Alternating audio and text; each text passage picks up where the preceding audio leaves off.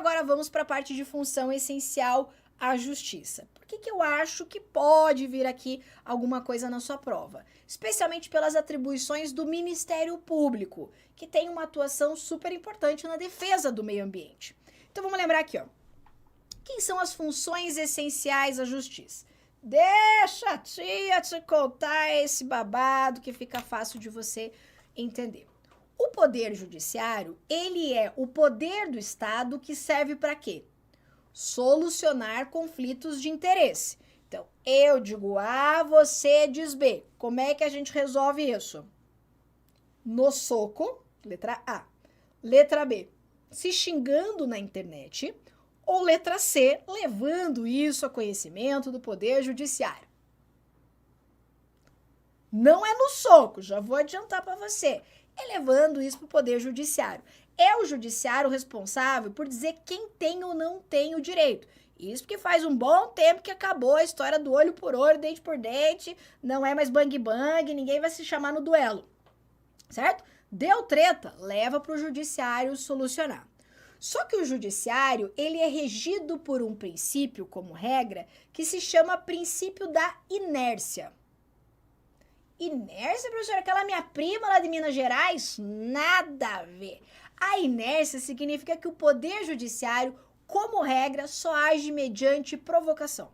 Ou seja, o Judiciário está lá, sentado, esperando um belo dia que alguém bata as portas do Judiciário, toque, toque, toque, e diga: estamos tretando.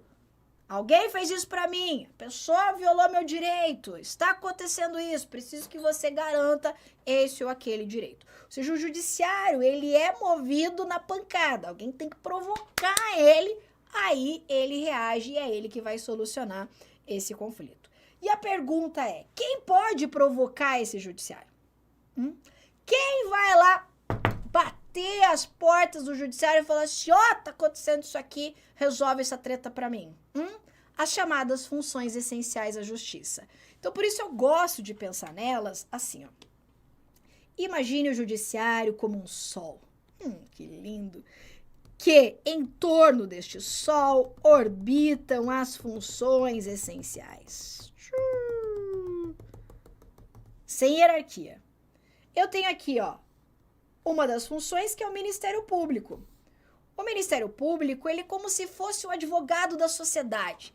É ele que vai tretar, é ele que vai brigar na justiça por direitos coletivos, direitos da sociedade, violou o meio ambiente lá, é o Ministério Público que vai estar se metendo, é para isso que ele serve.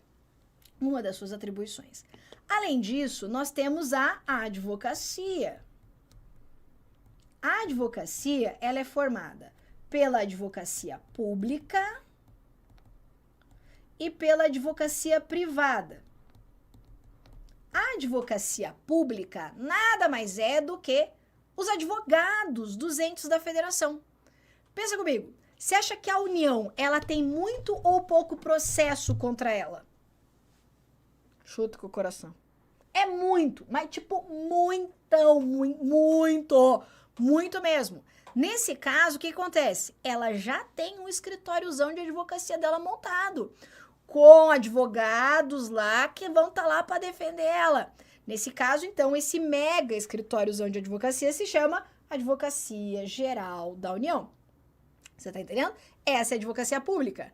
E nos estados? Nos estados tem a Procuradoria Geral dos Estados, que vai ser formada por advogados que vão lá defender o estado.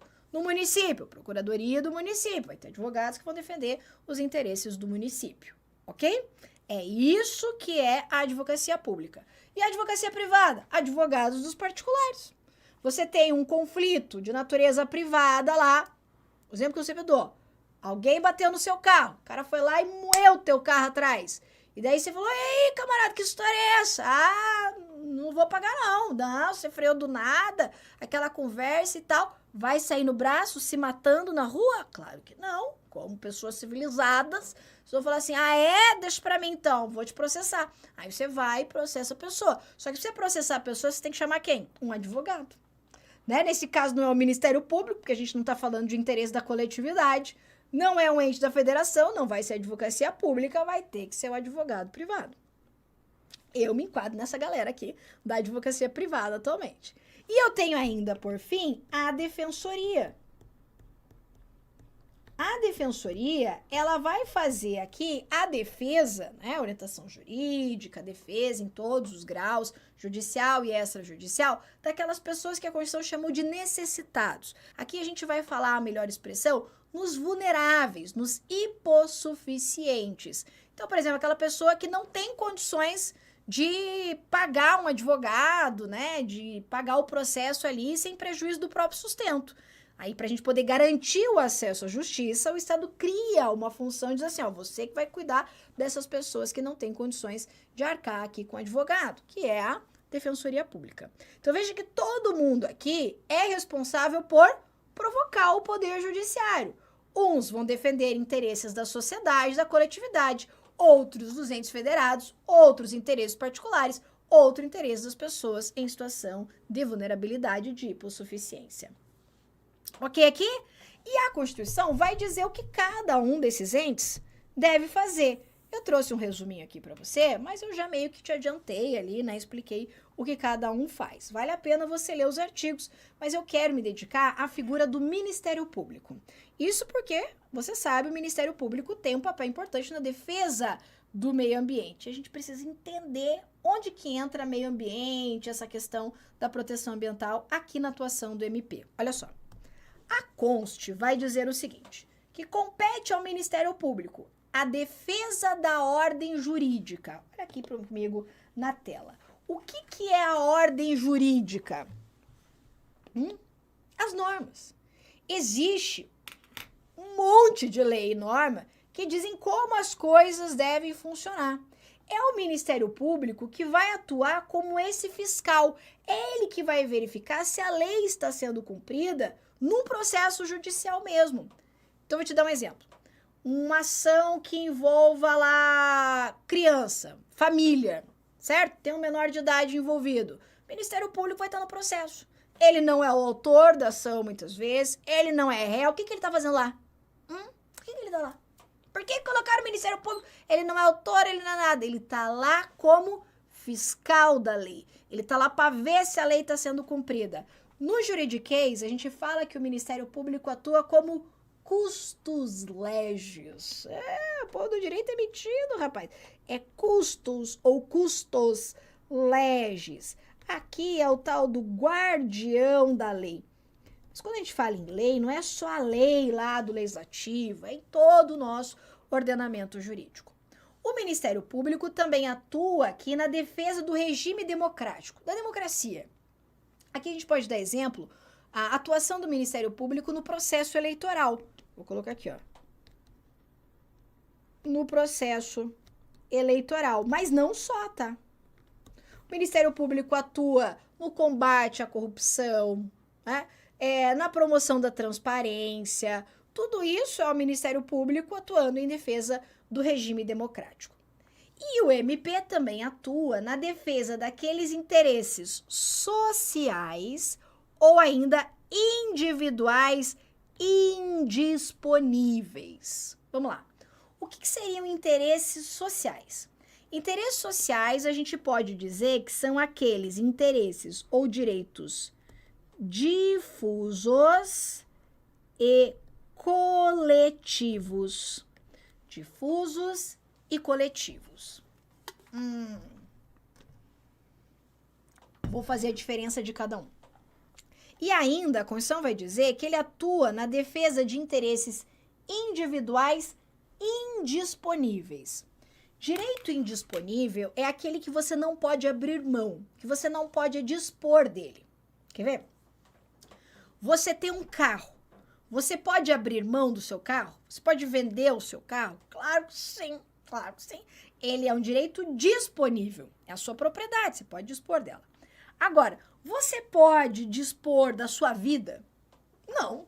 Mas eu posso ir lá e me matar. Mas não é, né?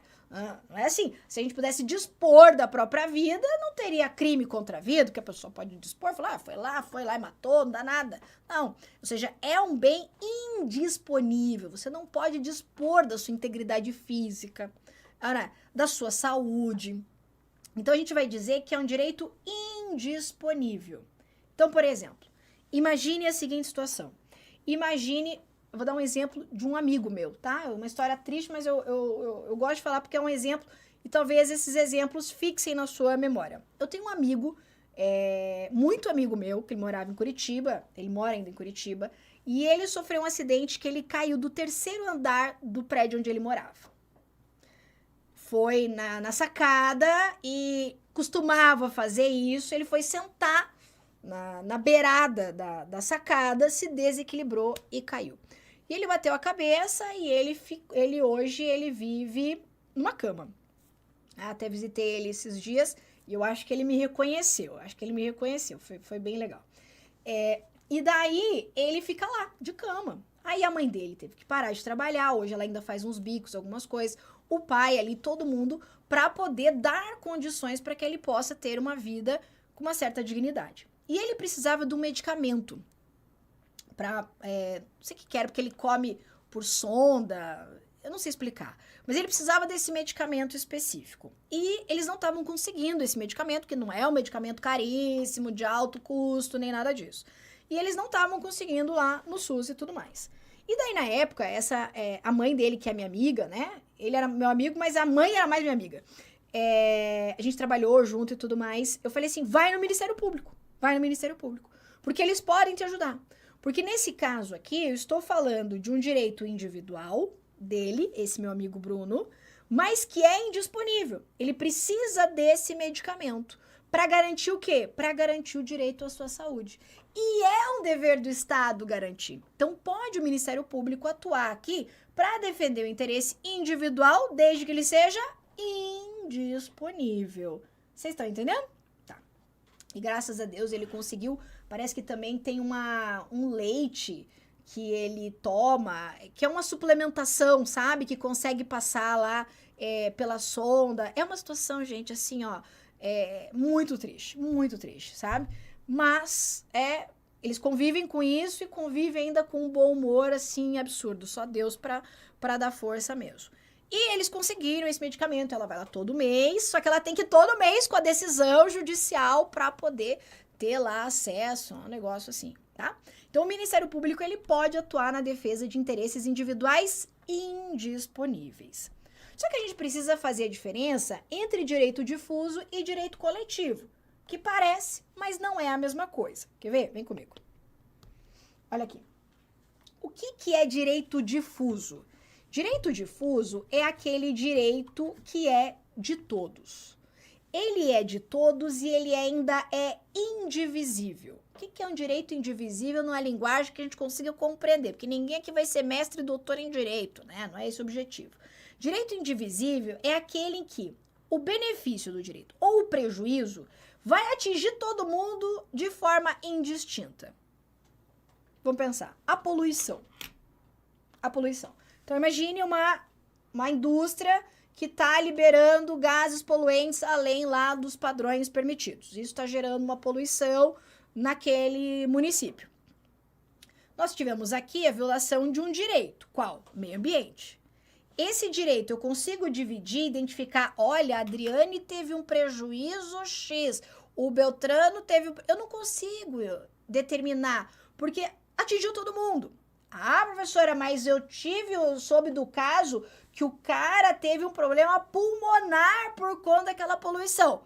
Pode acontecer, claro que pode acontecer. Mas daí ele pode mover uma ação individual contra a indústria lá.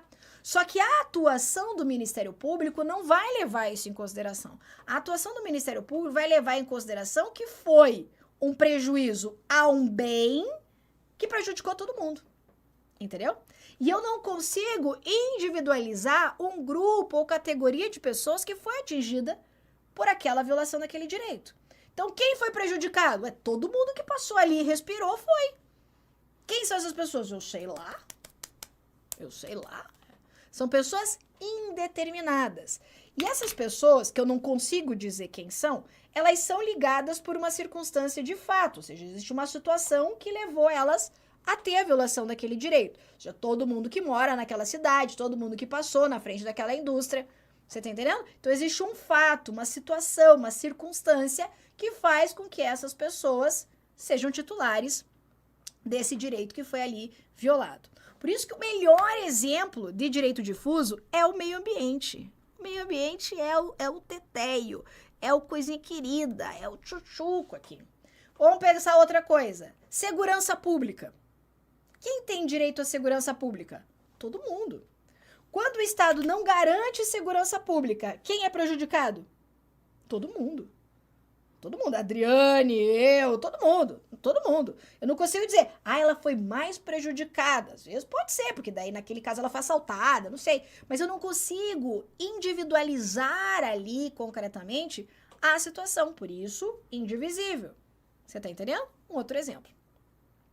Não é porque é direito difuso que eu não possa ter situações individuais, tá? Isso que eu tô dando exemplo. Tem a contaminação do meio ambiente, violou direito difuso. Mas o cara ficou com câncer, teve não sei o que no pulmão por causa daquela poluição. Bom, ele teve um prejuízo individual. Ele pode fazer uma outra ação. A atuação do Ministério Público vai ter outra finalidade e ele pode mover, inclusive, uma outra ação individual. Tá? E o direito coletivo? O direito coletivo, por sua vez, é um direito também indivisível. Eu não consigo individualizar ali, ver o prejuízo atinge todo mundo de forma indistinta. Só que aqui eu consigo determinar quem tem aquele direito. Então, a grande diferença do direito difuso para o direito coletivo é que no direito coletivo as pessoas são determináveis. Vamos pensar em direitos trabalhistas. Vamos pensar em direito trabalhista. Imagine a seguinte situação. Imagine que você trabalha numa empresa, e a empresa não está pagando para você, hora extra. Nós temos um direito coletivo aqui? Claro que não. Claro que não. Por quê? Porque esse direito está sendo violado, é só seu. A empresa não está pagando hora extra para você. Você está entendendo? Tá. Diferente seria a situação de eu ter uma empresa que não paga hora extra para nenhum dos seus funcionários. Além disso, ela submete as pessoas ao trabalho lá em situações análogas a de escravo. Opa, o que é isso? O que é isso? Veja que ela traz aqui algo indivisível. Todo mundo tá se lascando ali. Todo mundo tá se ferrando. Entendeu? Só que eu consigo determinar quem são essas pessoas. Todos os trabalhadores da empresa tal. E eles são ligados não por um fato, mas por uma relação jurídica. No caso aqui é um contrato de trabalho. Existe um contrato de trabalho que define essa relação. Vamos pensar no outro exemplo? Imagine consumidores de um determinado prestador de serviço de telefonia. Então, eu tenho aqui, a empresa de telefonia está prestando um serviço ruim, certo? TIM, Vivo, sei lá o quê. Tá prestando um serviço ruim. Legal. Legal não, né? Mas imagine a situação. Nesse caso, tem como eu definir se para um é mais ou menos o prejuízo? Não, todo mundo se lascou, tudo, porque aquele serviço não está sendo prestado. Só que eu consigo determinar quem são. Quem são? Todos os consumidores do serviço de telefonia da companhia tal. Existe uma relação jurídica aqui entre eles? Sim, existe um contrato de prestação de serviço. Por isso que, em geral, as relações de consumo podem se enquadrar, se houver aqui um coletivo de pessoas, na violação aqui de um direito coletivo. Então, vou colocar aqui, ó, direito do consumidor, direito trabalhista, mas como eu te falei, não violou só o seu direito, né? Se violou só o seu direito, você vai ter que procurar um advogado trabalhista para fazer a tua reclamatória trabalhista, não adianta você ir no Ministério Público. Agora, se a empresa tá lá, os caras trabalhando igual escravo, a empresa ferrando todo mundo, aí você vai lá no Ministério Público denunciar eles, entendeu? Aí vai achar um fiscal lá do Ministério do Trabalho, entendeu? Aí a coisa vai ser diferente. Você tá entendendo como é que funciona? Tá. E aí eu tenho essa categoria aqui, ó, que é o tal do direito individual homogêneo. O direito individual homogêneo é aquele que pertence a um indivíduo, ou seja, ele não é indivisível, é que ele pode ser divisível, só que ele não é aqui difuso ou coletivo. Ele é um direito que é individual, mas que ele pertence a um monte de pessoas, tem uma origem em comum. origem comum. Ou seja, as pessoas tiveram um prejuízo por uma situação, por um fato que de alguma forma os uniu ali, tá? Vamos imaginar a seguinte situação. Vamos imaginar alunos de uma determinada escola, certo? E a escola aumentou abusivamente o preço da mensalidade, certo? Nesse caso, eu tenho uma origem comum, ou seja, eu tenho várias pessoas que tiveram um prejuízo, certo? Aumentou abusivamente as mensalidades da escola.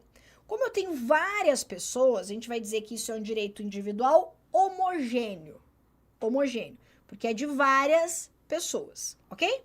Se esse direito homogêneo, ele for indisponível, atuação do Ministério Público, ele pode atuar. Como a gente viu, inclusive, né, no caso do meu amigo lá, que não é nem de várias pessoas, de uma só ele já vai atuar. Agora, imagine que tivesse várias pessoas na condição dele, desse meu amigo lá, né? Também o Ministério Público poderia atuar aqui nesse sentido, tá? Então, várias pessoas que dependem daquele leite, daquele medicamento para poder tratar aquela condição médica, entendeu? Então, são várias pessoas, uma origem em comum e o direito é indisponível, Ministério Público. Agora, quando o direito for disponível, aí não é de competência do Ministério Público. Vamos imaginar, sei lá, várias pessoas tiveram um problema com uma determinada companhia aérea. Entendeu? Várias pessoas tiveram aquele problema. Então, eu tenho um direito individual. Em regra, é a compra de uma passagem lá. Tá? Então, várias pessoas compraram passagens de uma companhia aérea e tiveram algum tipo de prejuízo. Eu tenho várias pessoas que compraram passagem, uma origem em comum, mas o direito é disponível, uma passagem aérea, ok? Só que nesse caso, então, não é de competência do Ministério Público. Você vai ter que procurar lá um advogado privado para entrar com uma ação contra a companhia aérea.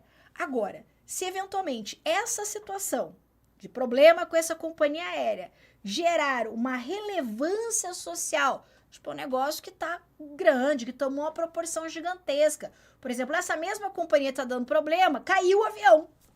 E várias pessoas vítimas desse acidente estão sendo prejudicadas pela companhia.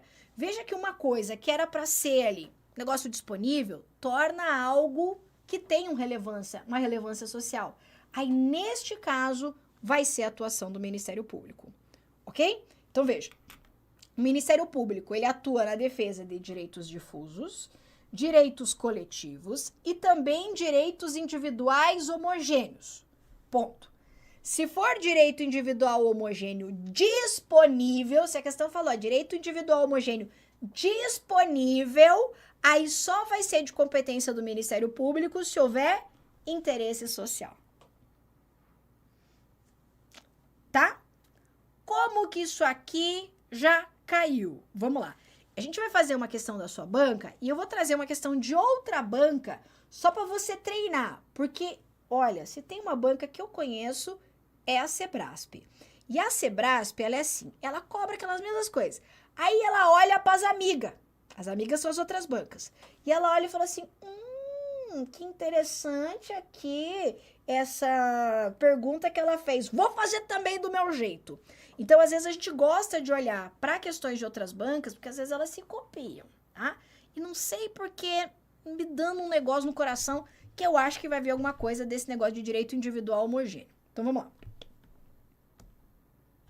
Uma das principais funções do Ministério Público consiste em promover ações judiciais para a defesa de interesses sociais individuais e indisponíveis, uma vez que o Poder Judiciário, em regra, não age de ofício, isto é, por iniciativa própria. Isso mesmo. O que ele falou? Da prima inércia aqui, né? Ele só age mediante provocação, certíssima. Olha lá. O Ministério Público tem legitimidade ativa. O que é legitimidade ativa do juridiquês? Legitimidade ativa é quem pode fazer a ação, quem pode ser o autor da ação, tá? Quem tem legitimidade ativa o Ministério Público tem legitimidade ativa para ajuizar ação civil pública que verse sobre direitos individuais homogêneos. Sim ou não? Sim, senhor. Sim. Ah, professora, mas ele não falou em disponível, disponível. Se a questão falar, é aqui que você tem que pegar o feeling da CESP. Falou, Ministério Público pode fazer uma ação para discutir direito individual homogêneo? Sim. Sim. Direito difuso, coletivo, individual homogêneo. Agora, se ele falasse assim, ó, o Ministério Público tem legitimidade ativa para ajuizar ação civil pública que verse sobre qualquer direito individual homogêneo, errado. Ou sobre qualquer direito individual homogêneo disponível, aí errado, porque o Ministério Público só vai atuar para defender direito individual homogêneo disponível, que você pode abrir mão, se houver relevância social.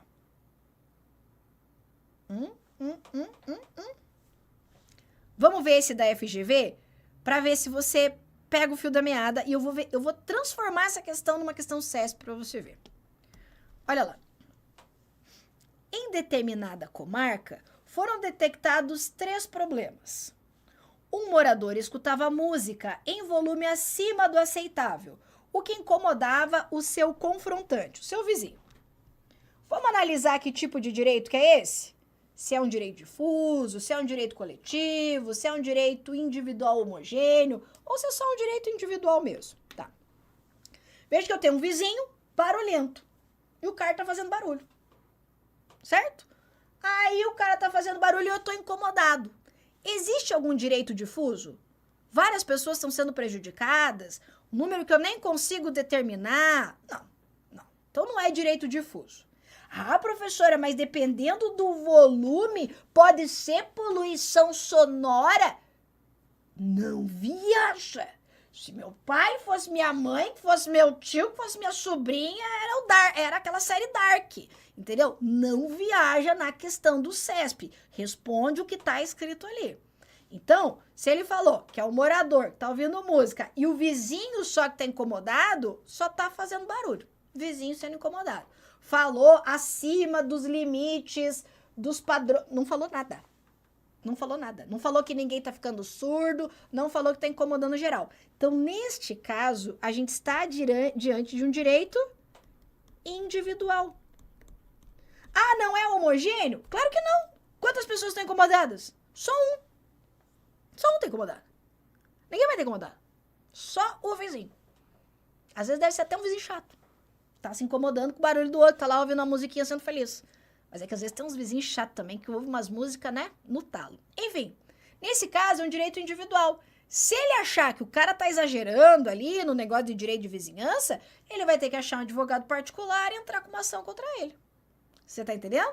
Não vai adiantar ele no Ministério Público, o Ministério Público vai falar assim, ó, não tem nada a ver com isso aí. Tá. Agora, olha essa situação 2. Uma indústria emitia gases poluentes na atmosfera, sem qualquer filtragem prévia, o que causava problemas respiratórios em todos que moravam ou passavam pela cidade. Quem teve o direito violado aqui?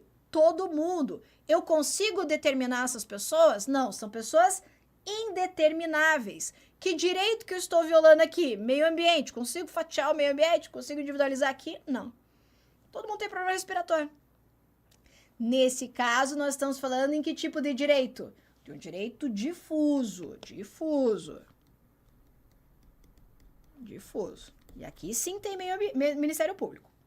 Os adquirentes do produto X da sociedade empresária Y reclamavam de falhas no seu funcionamento. Então, a galera comprou um produto lá da empresa tal e que estava com problemas. São várias pessoas. Todos os adquirentes aqui, ó. Nesse caso, a gente pode pensar em enquadrar isso aqui como um direito coletivo. Lembra que eu te falei lá do direito do consumidor? Que se caracteriza aqui como um direito coletivo? E eu consigo identificar aqui quem são essas pessoas. Todos os que compraram o produto da empresa X. Então, nesse caso, eu estou diante de um direito coletivo. Por quê? Porque eu estou diante de pessoas determinadas, eu consigo determinar quem são essas pessoas, não é isso? E elas estão ligadas aqui por uma relação jurídica. E a proteção do consumidor é algo aqui importante, né? Interessa à sociedade. Ok aqui? Muito bem. À luz das atribuições constitucionais do Ministério Público na área civil, a instituição deve atuar onde? Somente nas situações 2 e 3. Tá? Então, aqui, letra B. Não me importa o gabarito, me importa que você veja uma historinha e consiga tentar. Não precisa sim ser o expert, porque eu não acho que se vier vai vir uma questão nível NASA. Não acho isso. Mas eu acho que pode vir sim uma historinha falando de um direito de emissão de gases poluentes, de poluição. Eu acho que pode vir isso sim. Falando para você, por exemplo, que é direito coletivo. Não, é direito difuso. E falando que é uma de competência do Ministério Público. Então, não sei. Acho que pode rolar, tá? Beleza. Tá. O Eduardo fala ali, ó. No caso dos consumidores, né? Por que não é um direito individual homogêneo? Porque o STF considerou assim, entendeu? Mas você poderia pensar em enquadrar numa relação de direito individual homogêneo. Só que o que acontece? Existe uma relação jurídica entre eles, que é a relação de consumo. Por isso ele pode se enquadrar em conceito aqui de direito coletivo.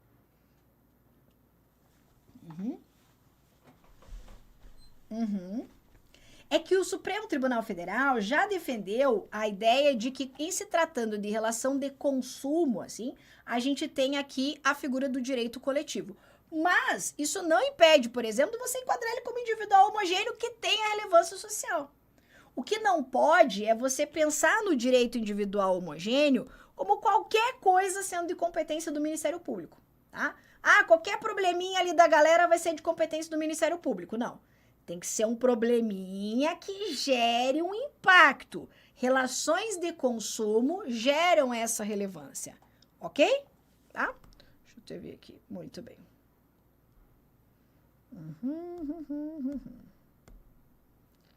Foi? Tá. Acho que vem alguma coisa de meio ambiente, não sei porquê, acho que vai rolar. Tá. Olha mais essa aqui. Que foi de uma prova, como é que é o nome dessa? É de uma agência também. Ai, como é que era? E era um cargo semelhante ao de vocês. Era analista ambiental, analista administrativo. Foi bem recente. Olha lá. As normas que disponham sobre a organização, atribuições e o estatuto do Ministério Público de cada estado podem ser estabelecidas por lei complementar estadual, sendo a iniciativa dessa lei facultada ao Procurador-Geral de Justiça do respectivo estado, que deve observar o regramento geral definido pelas normas gerais previstas na Lei Orgânica Nacional do Ministério Público, de iniciativa privativa do Presidente da República. Olha aqui pra tia.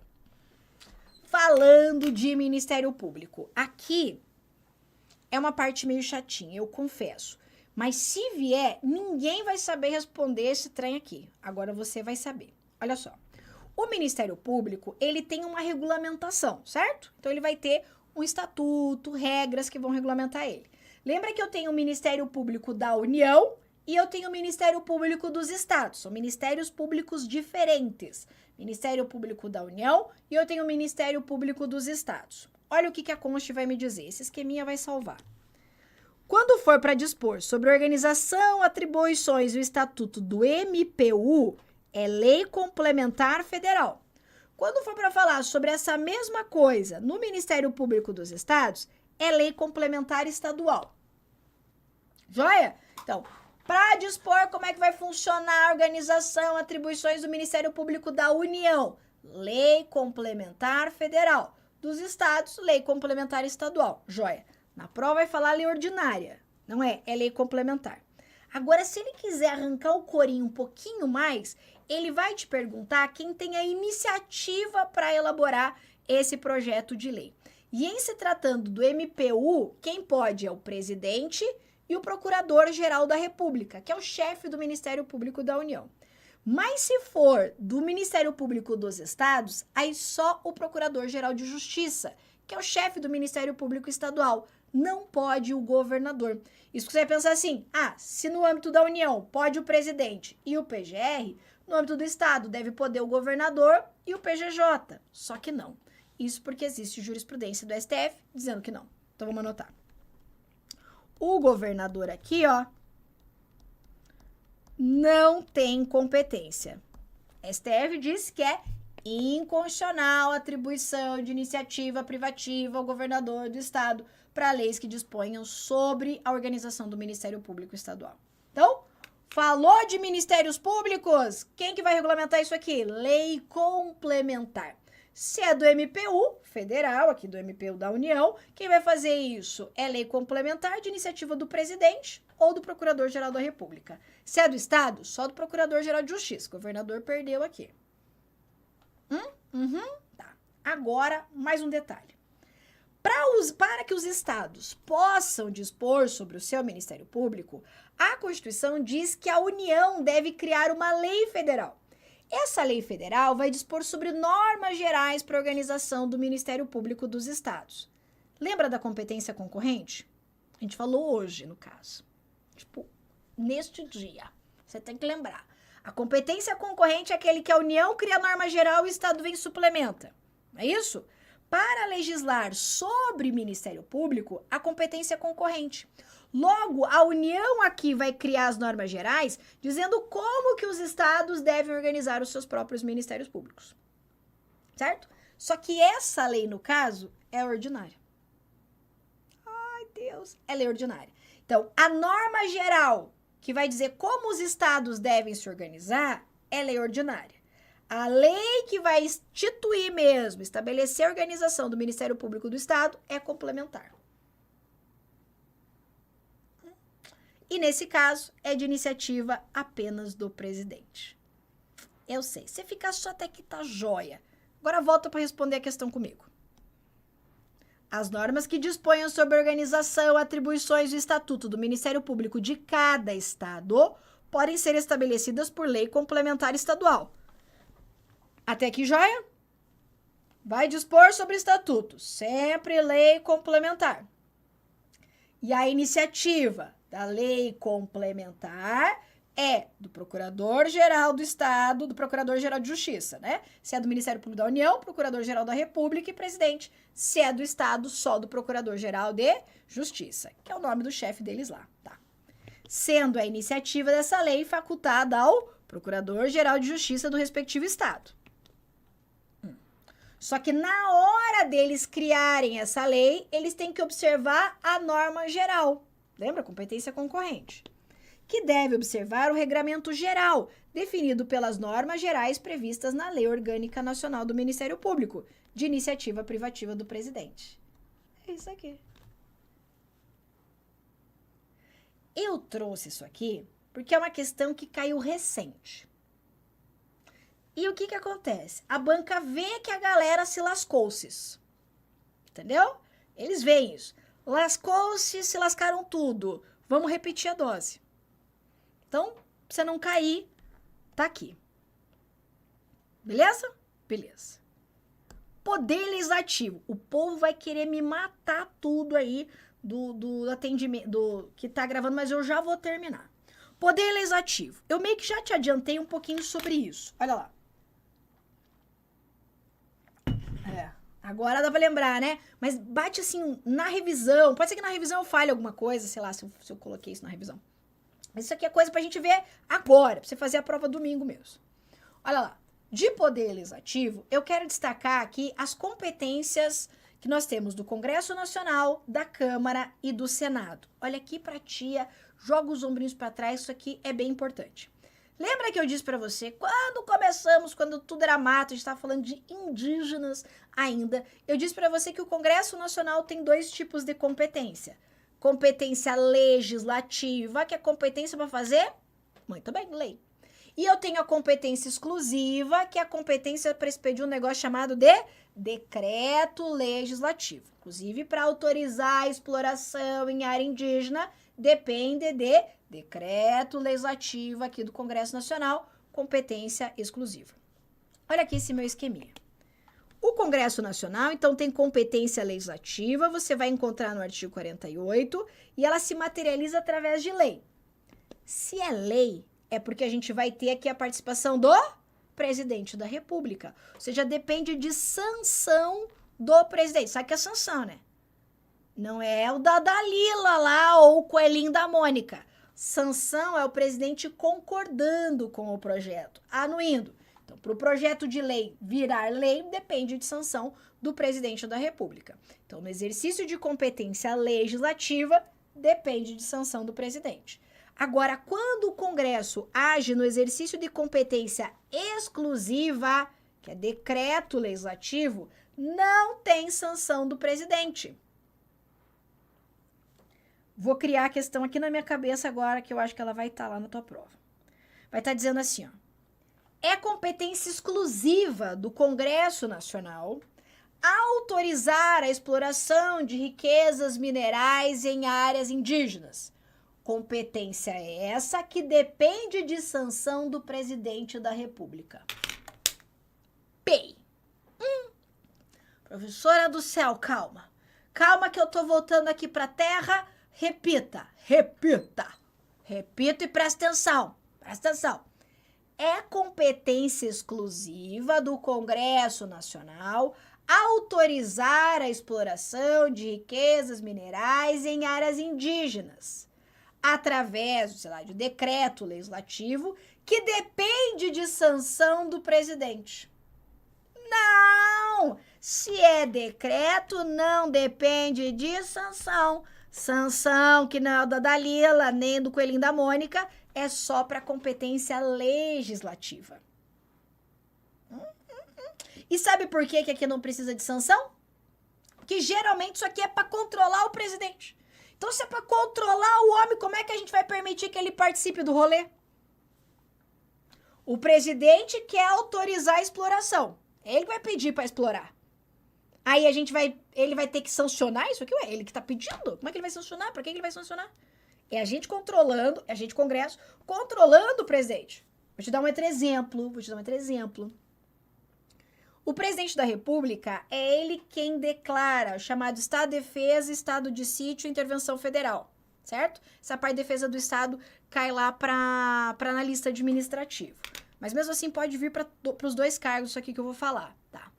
O presidente decreta Estado de Defesa e Estado de Sítio, que são medidas gravíssimas. O pau tá quebrando no país. Nesse caso, para o presidente decretar o estado de sítio, que é a medida mais gravosa, ele precisa de autorização do Congresso. Essa autorização o Congresso vai fazer como? Por lei ou por decreto legislativo? Decreto legislativo. Tá autorizando o presidente? Se for por lei, o presidente tem que sancionar, nada a ver fazer uma lei disso. Você tá entendendo? No caso do Estado de Defesa, o que muda? O presidente decreta o Estado de Defesa e o Congresso vai aprovar. Ou seja, o Congresso vai se manifestar depois que o presidente já meteu bala. Mas também é decreto legislativo. Tá. Aí eu tenho competência da Câmara e competência do Senado. Então eu tenho competência do Congresso Nacional, que é Câmara e Senado fazendo juntos, né? Ou seja, os dois precisam decidir. E eu tenho coisas que só a Câmara faz e eu tenho coisas que só o Senado faz. Coisas que só a Câmara faz. Bem pouquinho. Lá do artigo 51. E o que ele faz é materializado através de resolução. Vou te dar um exemplo. Você lembra do impeachment? Dilma, rolo, confusão? Tá. Para o presidente responder ao processo de impeachment, que ele foi julgado lá no Senado, que é o Senado quem julga crime de responsabilidade do presidente, a Câmara teve que autorizar isso. Quem viveu, viu. Você lembra? Tá lá na Câmara. Aí o pessoal, você quer do impeachment? Sim, pela família brasileira, pelo periquito, pelo papagaio. Não. Você lembra disso aqui? Eu me lembro que eu estava sentada na frente da televisão comendo uma pipoca para acompanhar esse negócio. Que eu momento, né? Falei, meu Deus do céu, direito constitucional acontecendo. Né? Não como a gente queria, mas tá acontecendo. E eu lá comendo a minha pipoquinha acompanhando. Lembra? Sim, não. Era a Câmara autorizando isso. Então, a Câmara autoriza processos contra presidente, vice-ministro de Estado. Ela meio que dá organizado na casa dela. ela faz umas coisinhas ali, ela toma as contas do presidente quando ele não apresenta no prazo, e é isso. O resto é no Senado. O resto é no Senado. Então, o Senado também tem competência privativa que ele materializa através de resolução. Dica de milhões aqui, ó. Se falar sobre julgar crimes de responsabilidade, Senado. Câmara não julga ninguém. Congresso não julga ninguém. Quem julga, só Senado. Tá. Quem aprova a indicação de nomes, só o Senado. Quer ver que você sabe, você só não sabe que você sabe. Para nomear um ministro no STF, como é que faz? Você vê isso aí, gente. Isso é uma coisa que acontece nesse mundo, é o direito constitucional. Direito civil nem tanto, só incomoda. Mas o direito constitucional acontece. O presidente vai lá e fala assim, quero nomear fulano de tal. Joia, é assim, plim, ele fica nomeado? Não. Ele fala, quero aquele ali, gostei. Isso vai para o Senado. O Senado vai aprovar a indicação desse nome. E daí, se o Senado falar assim, joia, pode meter bala, é aí que o presidente nomeia. Então, quem aprova indicações do presidente? Senado. Câmara não aprova ninguém. Então, vamos lá. Câmara não aprova indicação de ninguém. Câmara não julga ninguém. Quem julga e aprova indicações? Senado. Quem vai controlar atos do Executivo? Executivo fazendo, a gente precisa controlar para evitar a loucuragem do Executivo. Congresso Nacional, no exercício de competência exclusiva. Vamos testar? Vamos testar. E lógico, aqui não tem sanção do presidente, tá? Sanção só em lei. No impeachment, 2/3. No impeachment, 2/3. 3/5 aprovação de emendas constitucionais ou incorporação de tratados internacionais de direitos humanos com status de emenda. Por meio de decreto legislativo, o Congresso Nacional, no exercício de sua competência exclusiva, olha que coisa linda que ele vem vindo. Decreto do Congresso na competência exclusiva, ó, tudo se encaixando. Exerce o poder de sustar os atos normativos do Poder Executivo que exorbitem do poder regulamentar ou dos limites de delegação. Essa competência aqui do Congresso é tipo assim, o presidente deu exagerado. O presidente se emocionou lá e saiu, ó. Porque decreto não pode criar direito de obrigação, né? Ô, louco. Ninguém é obrigado a fazer ou deixar de fazer alguma coisa senão em virtude de lei. Famoso hashtag não sou obrigada. Quem pode me obrigar a alguma coisa é a lei. Olha que frase boa pra você usar lá pro seu marido, pra sua esposa, pro seu pai, pra sua mãe. Vai lá fazer tal coisa. Quem pode me obrigar a alguma coisa é a lei. Experimenta fazer pra você ver o cascudo que leva da mãe lá, né? Não vai fazer isso.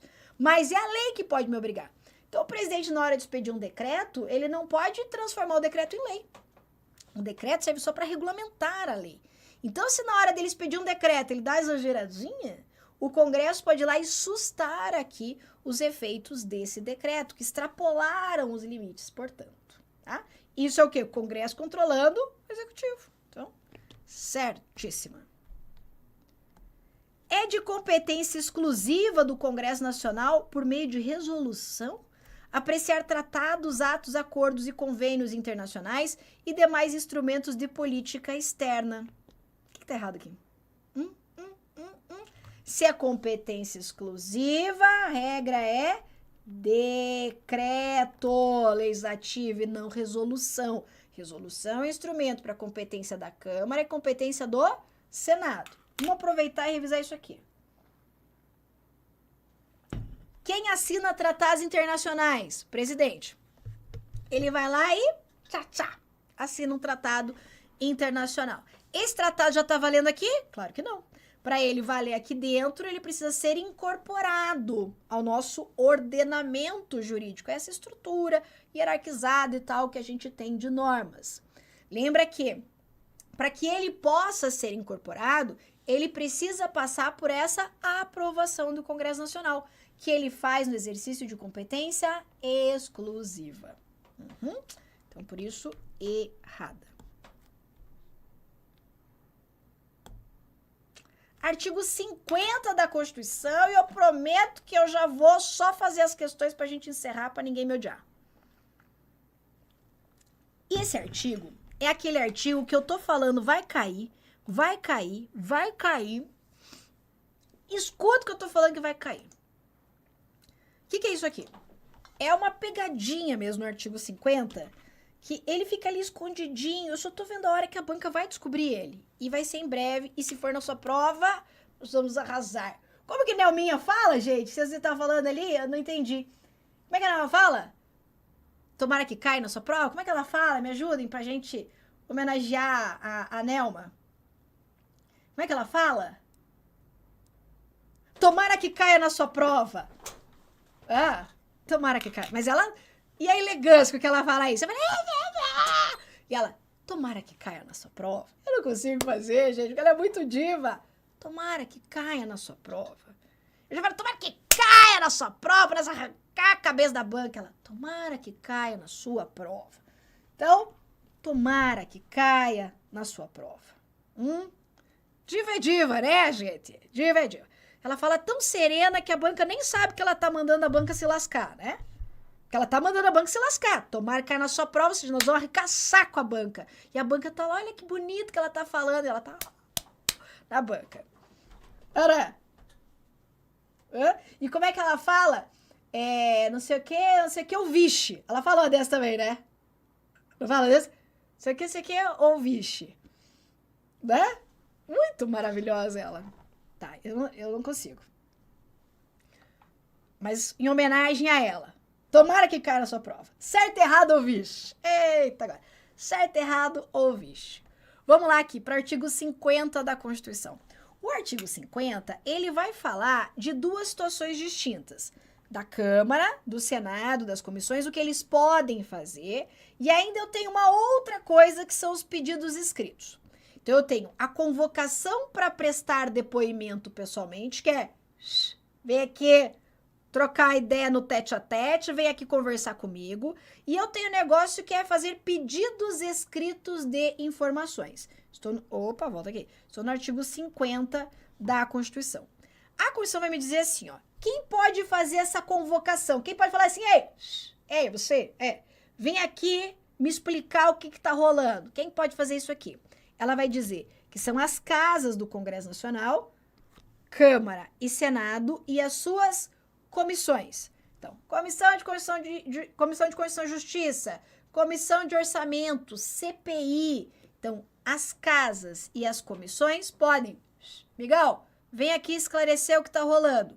E ele pode convocar para prestar depoimento quem? Você vai gravar? MTP. Um aluno falou assim para mim, professora, por que você não coloca TPM?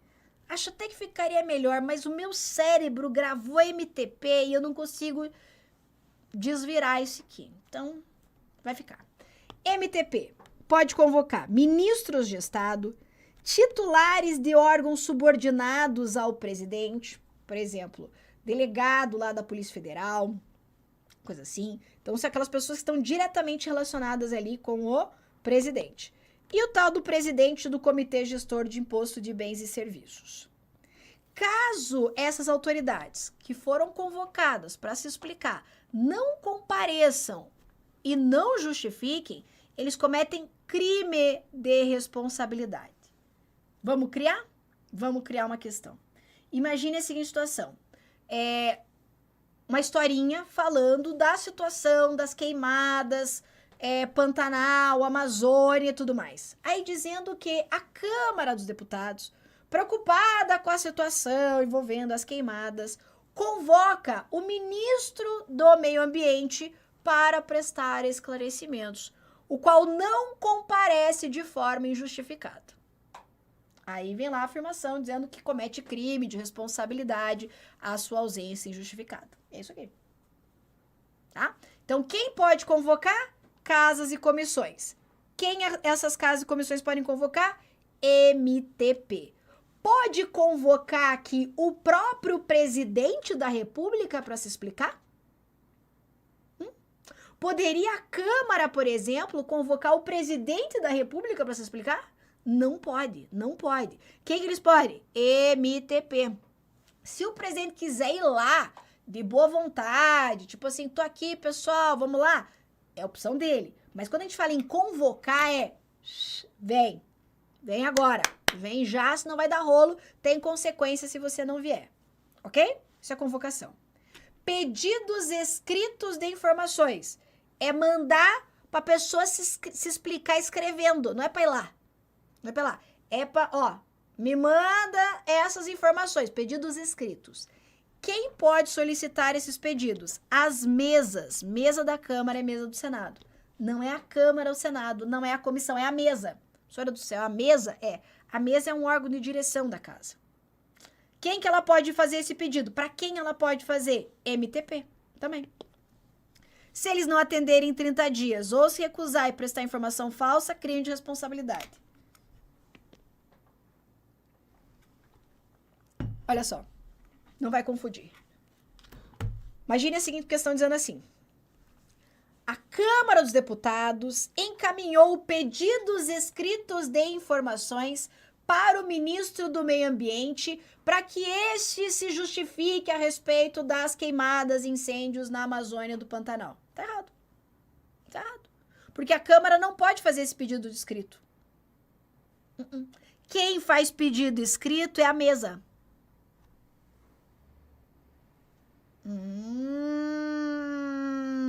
Então grave assim, ó. Você vai gravar desse jeitinho. Depois você me agradece. Ó, quem convoca são as casas, as comissões. Onde que a gente escreve? Na mesa. Você não escreve na mesa? Escreve na mesa. Olha, a gente escreve na mesa. Então, pedidos escritos é na mesa. Pegou? A gente convoca pelas comissões, pelas casas. A gente faz pedido escrito na mesa. Já pensou a banca inverter aqui a titularidade? Ó. Podem convocar particulares? Pode não. Pode não. Ó, o Paul fez uma pergunta sensacional. Abraço pro Paul McCartney aqui, que está nos acompanhando. Pode convocar particulares? Essas comissões aqui não podem. Só um tipo de comissão que pode convocar particular. Quem? CPI.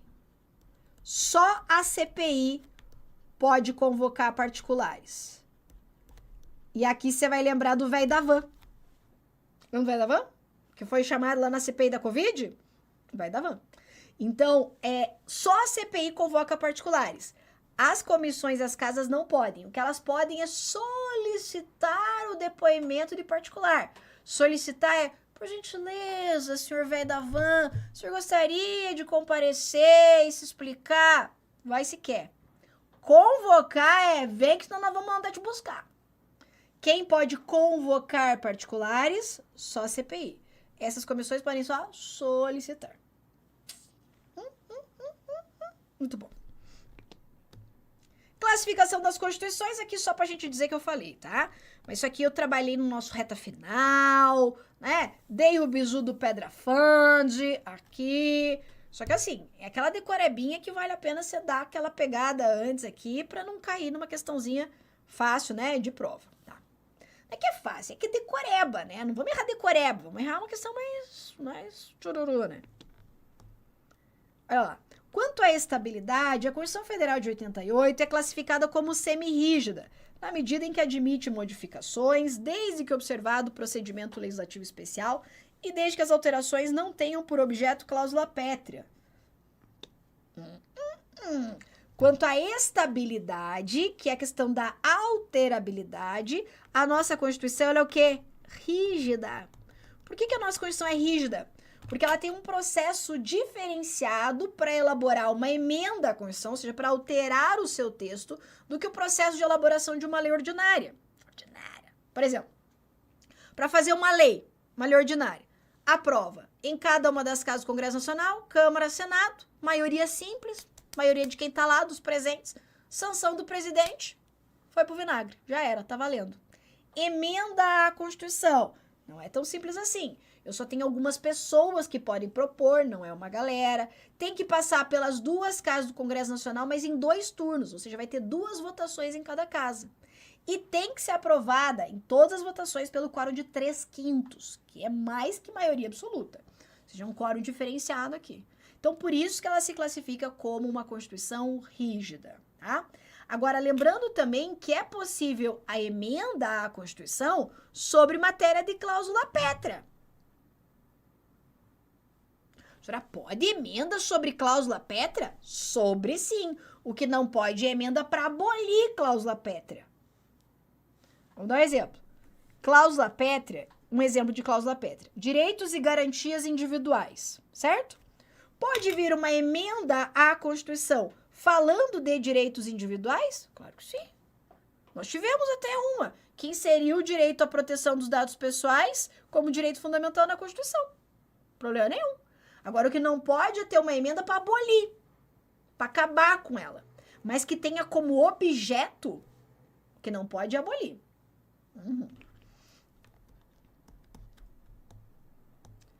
Quanto à origem, a Constituição Federal de 88 é considerada uma Constituição outorgada, largue mão, uma vez que o povo não participou de sua elaboração, senão mediante representantes eleitos. Gente, nossa Constituição é promulgada. Ah, professora, mas a gente não participou da elaboração. Foi uma Assembleia Nacional Constituinte. Sim, eleita pelo povo. E o povo participou, sim. Tiveram inúmeras audiências públicas. Veja que a Constituição ela é promulgada quando o povo participa diretamente ou através de uma Assembleia Nacional Constituinte, como foi o caso da nossa. Errada.